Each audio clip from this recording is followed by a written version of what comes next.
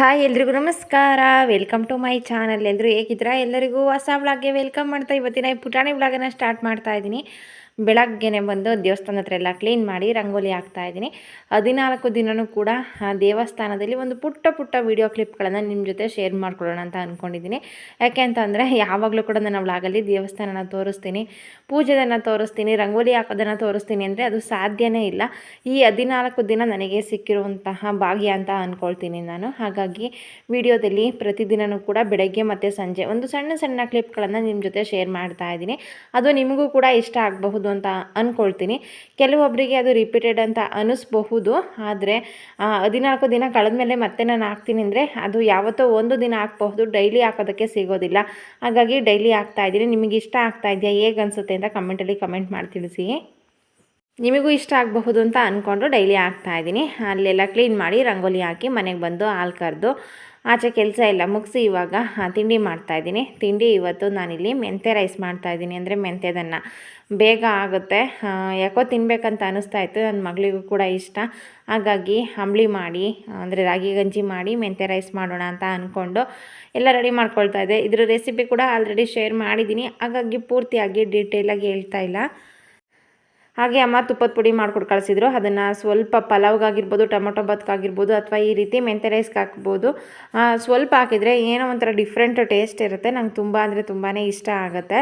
ಹಾಗೆ ಅರ್ಶಿನದ ಪುಡಿನ ತವ್ರ ಮನೆಯಿಂದ ಗೌರಿ ಹಬ್ಬದ ದಿನ ಅಂದರೆ ಕಾಯಿ ಕೊಡೋದಕ್ಕೆ ಬರ್ತಾರೆ, ಬಾಗಿನ ತೊಗೊಂಡು ಬರ್ತಾರಲ್ಲ, ಆವಾಗ ಬಿಟ್ಟು ಬೇರೆ ಟೈಮಲ್ಲಿ ಕೊಡಬಾರ್ದಂತೆ. ಹಾಗಾಗಿ ಅಮ್ಮ ಕೊಟ್ಟಿರಲಿಲ್ಲ. ಇವಾಗ ಅಪ್ಪ ಬಾಗಿನ ತೊಗೊಂಡು ಬಂದಿದ್ರಲ್ಲ ಅವತ್ತು ಕೊಟ್ಟು ಕಳಿಸಿದ್ದಾರೆ.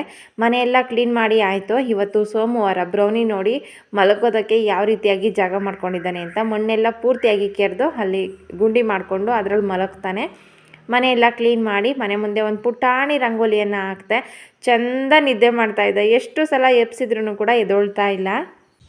ಓಯ್ ಓಯ್ ಬ್ರೌನಿ ಮಾತೇ ಇಲ್ಲ ಬಿಡು, ಎಬ್ರಿಸ್ಬೇಡ ಮಂಕಳ್ಳಿ. ನಂತರ ಇವಾಗ ನಾನು ಕೂಡ ಫ್ರೆಶ್ ಅಪ್ ಆಗಿ ಬಂದು ನಾನಿಲ್ಲಿ ಕೋಸಂಬರಿ ಮಾಡೋದಕ್ಕೆ ಅಂತ ಸೌತೆಕಾಯಿನ ಚೆನ್ನಾಗಿ ತೊಳ್ಕೊಂಡು ಬಂದಿದ್ದೀನಿ. ಇವಾಗ ಸಣ್ಣದಾಗಿ ಪೀಸ್ ಮಾಡ್ತಾಯಿದ್ದೀನಿ. ನಾನಿಲ್ಲಿ ಹೆಚ್ಚುತ್ತಾ ಇದ್ದೀನಿ. ಅದನ್ನು ಬೇಕಾದರೆ ಚಾಕಲ್ಲಿ ಕೊಚ್ಚಬಹುದು. ಅದು ತುಂಬ ಜನಕ್ಕೆ ಗೊತ್ತು ಅಂತ ಅಂದ್ಕೊಳ್ತೀನಿ. ಆ ರೀತಿಯಾಗಿ ಮಾಡಿದರೆ ತುಂಬ ಸಣ್ಣಗೆ ಚೆನ್ನಾಗಿ ಬರುತ್ತೆ. ಆದರೆ ಇದು ಸೌತೆಕಾಯಿ ಬಲ್ತಿತ್ತು, ಬೀಜ ಹಾಕಿದರೆ ಚೆನ್ನಾಗಿರಲ್ಲ ಅಂತ ಅನ್ನಿಸ್ತು. ಹಾಗಾಗಿ ಎಲ್ಲ ಕಟ್ ಮಾಡಿ ತೆಗೆದು ಬೀಜ ಅಂದರೆ ಸೀಡ್ಸ್ ಅದನ್ನು ಎಲ್ಲ ಸಪ್ರೇಟಾಗಿ ಎತ್ತಿಟ್ಟು ನಂತರ ಅದನ್ನು ಪೀಸ್ ಮಾಡಿ ಹಾಕೋಣ ಅಂತ ಎಲ್ಲ ಕ್ಲೀನ್ ಮಾಡ್ಕೊಳ್ತಾ ಇದ್ದೀನಿ. ಕಡಲೆಬೇಳೆನ ನೆನೆಸಿಟ್ಟಿದ್ದೀನಿ, ಕಾಯಿ ತುರಿದಿದ್ದೀನಿ, ಎಲ್ಲದೂ ಕೂಡ ರೆಡಿ ಆಗಿದೆ. ದೇವಸ್ಥಾನಕ್ಕೆ ಕೂಡ ಇವತ್ತು ನೈವೇದ್ಯಕ್ಕೆ ಕೊಟ್ಟು ಕಳಿಸ್ಬೇಕು. ದಿನ ಬಾಳೆಹಣ್ಣು, ಹಣ್ಣು, ಕಾಯಿ ನೈವೇದ್ಯಕ್ಕೆ ಇಡ್ತಾರೆ. ಬೇರೆ ಏನಾದ್ರೂ ಮಾಡಿಕೊಡ್ಬಹುದು. ಆದರೆ ಸೋಮವಾರ ಶುಕ್ರವಾರ ಏನಾದರೂ ಮಾಡಿಕೊಡ್ತೀನಿ. ಹಾಗೆ ಇಲ್ಲಿ ಏನಾದರೂ ಸ್ವೀಟ್ ಮಾಡೋಣ ಅಂತ ಅಂದ್ಕೊಂಡೆ. ಹಬ್ಬ ಇರೋದ್ರಿಂದ ಕಂಟಿನ್ಯೂಸ್ ಆಗಿ ಸ್ವೀಟ್ ತಿಂತಾನೆ ಬಂದಿದ್ದೀವಿ. ಹಾಗಾಗಿ ಹಣ್ಣು ಕಾಯಿ ಜೊತೆಗೆ ಇವತ್ತು ಕೋಸಂಬರಿ ಮಾಡೋಣ ಅಂತ ಕೋಸಂಬರಿಗೆಲ್ಲ ರೆಡಿ ಮಾಡ್ಕೊಳ್ತಾ ಇದ್ದೀನಿ. ಯಾಕೋ ಗೊತ್ತಿಲ್ಲ, ಸಿಕ್ಕಾಪಟ್ಟೆ ತಲೆನೋವ್ತಾ ಇತ್ತು. ಕನ್ನಡಕ ಹಾಕ್ಕೊಂಡು 2-3 ದಿನ ಆಗಿತ್ತು ಅಂದ್ಕೊಳ್ತೀನಿ. ಅದಕ್ಕೋ ಅಥವಾ ಬೇಗ ಎದ್ದಿರೋದಕ್ಕೂ. ಹಾಗೆ ಬೆಳಗ್ಗೆ ಎದ್ದಾಗ ಕವಳ ಬಿದ್ದಿತ್ತು. ಅದನ್ನು ಮಂಜು ಅಂತಾರೆ, ಏನೇನೋ ಕರೀತಾರೆ ನಮ್ಮ ಕಡೆ. ಅದನ್ನು ಕವಳ ಬಿದ್ದಿತ್ತು ಅಂತ ಅಂತಾರೆ. ಅದರಲ್ಲಿ ಓಡಾಡಿದರೆ ಶೀತ ಆಗುತ್ತೆ, ತಲೆನೋವು ಬರುತ್ತೆ ಅಂತ ಹೇಳ್ತಾರೆ. ತಲೆಗೆ ಬಟ್ಟೆ ಕಟ್ಕೊಂಡು ಹೋಗೋದನ್ನು ಮರ್ತಿದ್ದೆ, ಅದಕ್ಕೆ ಇರಬಹುದು. ನನಗೆ ವಾಯ್ಸ್ ಓವರ್ ಕೊಡಬೇಕಾದ್ರೆ ಅನ್ನಿಸ್ತಾ ಇತ್ತು ಫೇಸ್ ಎಷ್ಟು ಡಲ್ ಆಗಿದೆ, ಎಷ್ಟು ನಿಧಾನವಾಗಿ ಕಟ್ ಮಾಡ್ತಾ ಇದ್ದೀನಿ ಅಂತ. ನನ್ನ ಕೈಲಿ ಆಗ್ತಾ ಇರಲಿಲ್ಲ, ತಲೆ ಎತ್ತೋದಕ್ಕೂ ಕೂಡ ಆಗ್ತಾ ಇರಲಿಲ್ಲ, ಅಷ್ಟು ಸಪ್ಪಗಾಗಿದ್ದೆ. ನನಗೆ ವಾಯ್ಸ್ ಓವರ್ ಕೊಡಬೇಕಾದ್ರೆ ನಗು ಬರ್ತಾಯಿತ್ತು ನೋಡಿದರೆ. ಅದು ಹುಷಾರಾದ್ಮೇಲೆ ನೋಡಿದರೆ ಕಾಮಿಡಿ ಅನಿಸುತ್ತೆ. ಆವಾಗ ತುಂಬ ಅಂದರೆ ತುಂಬಾ ಒಂಥರ ಹಿಂಸೆ ಅನ್ನಿಸ್ತಾ ಇತ್ತು. ಇಲ್ಲಿ ಬೆಳಗ್ಗೆನೇ ಕಡಲೆಬೇಳೆ ನೆನೆಸಿಟ್ಟಿದ್ದೆ. ಇವಾಗ ರಸನೆಲ್ಲ ತೆಗಿತೀನಿ. ಈಸಿ, ಅದರ ರೆಸಿಪಿ ಏನು ಶೇರ್ ಮಾಡೋದು ಬೇಡ. ಮಾಮೂಲಿಯಾಗಿ ಎಲ್ಲರೂ ಯಾವ ರೀತಿಯಾಗಿ ಮಾಡ್ತಾರೆ ನಾನು ಅದೇ ರೀತಿಯಾಗಿ ಮಾಡಿದ್ದೀನಿ. ನೆನೆಸಿಟ್ಟಿರುವಂತಹ ಕಡಲೆಬೇಳೆಗೆ ಕಟ್ ಮಾಡಿಟ್ಟಿರುವಂತಹ ಸೌತೆಕಾಯಿ, ಹಾಗೆ ಈರುಳ್ಳಿ, ಒಂದೇ ಒಂದು ಹಸಿರು ಮೆಣಸಿನ್ಕಾಯಿ, ಸ್ವಲ್ಪ ಹಸಿಕಾಯಿ ತುರಿ, ಹಾಗೆ ರುಚಿಗೆ ಬೇಕಾಗುವಷ್ಟು ಉಪ್ಪು, ಕೊತ್ತಂಬರಿ ಸೊಪ್ಪನ್ನು ನಾನಿಲ್ಲಿ ಹಾಕ್ತಾ ಇಲ್ಲ. ಎಲ್ಲದನ್ನು ಚೆನ್ನಾಗಿ ಮಿಕ್ಸ್ ಮಾಡಿದರೆ ಕಡಲೆಬೇಳೆ, ಸೌತೆಕಾಯಿ, ಕೋಸಂಬರಿ ರೆಡಿ ಆಯಿತು. ದೇವಸ್ಥಾನಕ್ಕೆ 6 ನೈವೇದ್ಯಕ್ಕೆ, ಮನೆಗೆ 2, ಟೋಟಲ್ 8 ಬೌಲ್ಗಳಿಗೆ ಕೋಸಂಬರಿನ ಹಾಕಿ ರೆಡಿ ಮಾಡಿದೆ. ನನ್ನ ಮಕ್ಕಳ ಫೇವ್ರೇಟ್ ಅಂತಲೂ ಕೂಡ ಹೇಳ್ಬಹುದು. ಅಷ್ಟು ಇಷ್ಟ ಆಗುತ್ತೆ ಅವರಿಗೆ ಕಡಲೆಬೇಳೆ ಕೋಸಂಬರಿ ಅಂದರೆ. ಕೋಸಂಬರಿ ಕಾಳುಗಳಲ್ಲಿ ಏನೇ ಮಾಡಿದ್ರೂ ಕೂಡ ಅವ್ರಿಗೆ ಇಷ್ಟ ಆಗುತ್ತೆ. ನಿತ್ಯ ಸ್ಕೂಲಿಗೆ ರೆಡಿ ಆಗಿದ್ರು, ಅವ್ರ ಕೈಲೇ ತೊಗೊಂಡೋಗಿ ಕೊಟ್ಟು ಬರೋಕ್ಕೂ ದೇವಸ್ಥಾನಕ್ಕೆ ಅಂತ ಹೇಳಿ ಕೊಟ್ಟು ಕಳಿಸಿದ್ದೀನಿ. ಬಂದು ಸ್ಕೂಲಿಗೆ ಹೋಗ್ತಾರೆ. ನಾನಿವಾಗ ಪೂಜೆಗೆಲ್ಲ ರೆಡಿ ಮಾಡ್ತಾಯಿದ್ದೀನಿ. ಇವತ್ತು ಸೋಮವಾರದ ಪೂಜೆಗೆ ತಯಾರಿ ಆಗ್ತಾಯಿದೆ. ನಿಮಗೆ ಹೇಳಿರೋ ಹಾಗೆ ಸೋಮವಾರ ಮತ್ತು ಶುಕ್ರವಾರ ನಾವು ವಾರ ಮಾಡ್ತೀವಿ. ಹಾಗಾಗಿ ಎಲ್ಲ ತಯಾರಿ ಎಲ್ಲ ಆಗಿತ್ತು. ನಾನಿಲ್ಲಿ ಹೂವು ಮುಡಿಸಿ ಅಲಂಕಾರ ಮಾಡ್ತಾಯಿದ್ದೀನಿ. ಜಾಸ್ತಿ ಹೂವೇನಿಲ್ಲ, ಮನೆ ಮುಂದೆ ದಾಸವಾಳದ್ದು ಬಿಡುತ್ತೆ, ಪುಟ್ಟ ಹೂವು ಬಿಡುತ್ತೆ, ಅದನ್ನೇ ಹೂವು ಮುಡಿಸಿ ಅಲಂಕಾರ ಮಾಡಿ ರೆಡಿ ಮಾಡ್ಕೊಳ್ತೀನಿ. ಹಾಗೆ ಇತ್ತೀಚೆಗೆ ಈ ಕೆಲಸ ಎಲ್ಲ ಶುರು ಆದಮೇಲೆ ಪುಟಾಣಿ ವ್ಲಾಗ್ಗಳನ್ನು ಮಾಡ್ತಾಯಿದ್ದೀನಿ. 8 ನಿಮಿಷ 9 ನಿಮಿಷಕ್ಕೆಲ್ಲ ವ್ಲಾಗನ್ನು ಮುಗಿಸಿರ್ತೀನಿ. ಯಾವುದೇ ಕಂಟೆಂಟ್ ವೀಡಿಯೋಸನ್ನು ಕೂಡ ನಾನು ಮಾಡ್ತಾಯಿಲ್ಲ. ನನ್ನ ವ್ಲಾಗನ್ನು ಮಿಸ್ ಮಾಡ್ಕೊಳ್ತೀನಿ. ಎಷ್ಟಾಗುತ್ತೋ ಅಷ್ಟು ಡೈಲಿ ಅಪ್ಡೇಟ್ಸ್ ಹೇಳಿ ಅಂತ ನೀವು ಕೇಳಿದ್ದಕ್ಕೆ ಡೈಲಿ ವ್ಲಾಗನ್ನು ಹಾಕ್ತಾಯಿದ್ದೀನಿ. ಅದ್ರ ಬಗ್ಗೆ ನಿಮಗೇನು ಅನ್ನಿಸ್ತಾ ಇದೆ? ಬೋರ್ ಆಗ್ತಾ ಇದೆಯಾ ಅಥವಾ ಚೆನ್ನಾಗಿದೆಯಾ? ಹೇಗೆ ಅನಿಸುತ್ತೆ ಅಂತ ಕಮೆಂಟಲ್ಲಿ ಕಮೆಂಟ್ ಮಾಡಿ ತಿಳಿಸಿ. ಏನಾದ್ರೂ ತಪ್ಪಿದರೆ ತಿದ್ಕೊಳ್ತೀನಿ. ಯೋಚನೆ ಮಾಡಿ ಕಂಟೆಂಟ್ ವಿಡಿಯೋ ಮಾಡಿ ಎಲ್ಲದನ್ನು ಹಾಕೋವಷ್ಟು ಟೈಮ್ ನನಗಿಲ್ಲ. ನನ್ನ ಡೈಲಿ ಅಪ್ಡೇಟ್ಸ್ ಏನಿದೆ, ಏನು ಆಗ್ತಾಯಿದೆ, ನಾವು ಹೇಗೆ ಎಲ್ಲ ರೆಡಿ ಮಾಡ್ತಾಯಿದ್ದೀವಿ ಪೂಜೆಗೆ, ಆ ರೀತಿ ವ್ಲಾಗ್ಗಳನ್ನೇ ಹಾಕ್ತಾಯಿದ್ದೀನಿ. ಹಾಗಾಗಿ ಕೇಳ್ತಾ ಇದ್ದೀನಿ ಅಷ್ಟೇ.